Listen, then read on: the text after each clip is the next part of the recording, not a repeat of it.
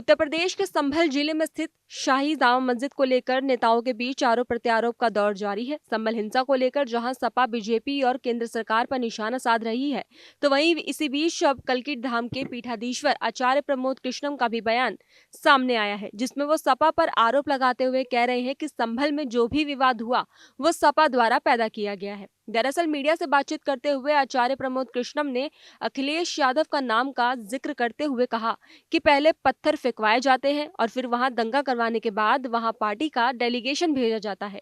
बता दें कि संभल हिंसा को लेकर रविवार को समाजवादी पार्टी का एक 12 सदस्यीय प्रतिनिधि मंडल जाने वाला था, लेकिन डीजीपी से बातचीत के बाद सपा ने इसे रोक दिया है। सपा इस मुद्दे को लेकर सबसे ज्यादा हमलावर नजर आ रही है, जिस पर आचार्य प्रमोद कृष्णम ने सपा पर जोरदार पलटवार किया है।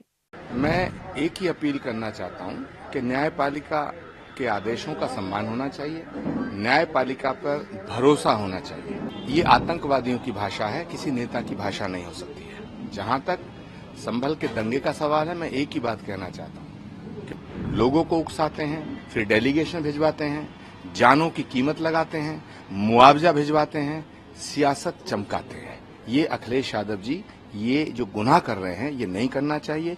संभल के दंगों में डायरेक्ट या इनडायरेक्ट सीधा सीधा हाथ अखिलेश यादव जी का है, उनके खिलाफ कार्रवाई होनी चाहिए। विपक्ष आरोप लगा रहा है, तो उसके लिए सरकार ने आयोग गठित किया था। आज आयोग ने वहां का दौरा किया है, लोगों से बातचीत की है। कोशिश ये है कि पुलिसकर्मियों से भी पूछताछ की जाएगी कि उस वक्त क्या घटनाक्रम में था।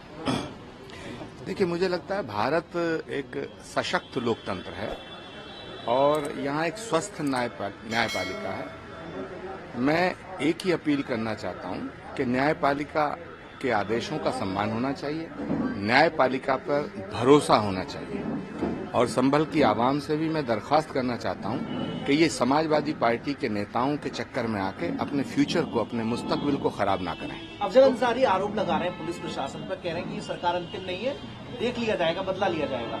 ये आतंकवादियों की भाषा है, किसी नेता की भाषा नहीं हो सकती है। जहां तक संभल के दंगे का सवाल है, मैं एक ही बात कहना चाहता हूं कि पहले पत्थर फेंकवाते हैं, फिर दंगा भड़काते हैं, लोगों को उकसाते हैं, फिर डेलीगेशन भिजवाते हैं, जानों की कीमत लगाते हैं, मुआवजा भिजवाते हैं, सियासत चमकाते हैं। ये अखिलेश यादव जी ये जो गुनाह कर रहे हैं ये नहीं करना चाहिए।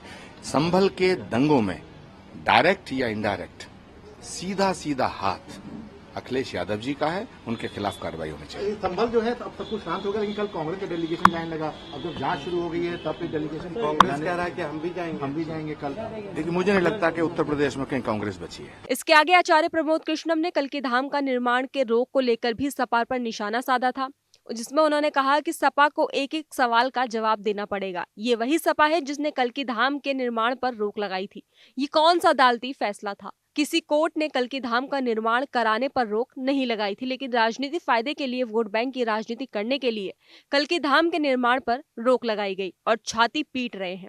देश की जनता, इस देश का कानून और अदालत सच के आधार पर फैसला करेगी। संभल की जनता से अपील है कि वो कानून पर भरोसा बनाकर रखें। फिलहाल खबरों में बस इतना ही। बाकी देश और दुनिया की तमाम खबरों के लिए देखते रहिए दैनिक हिंट।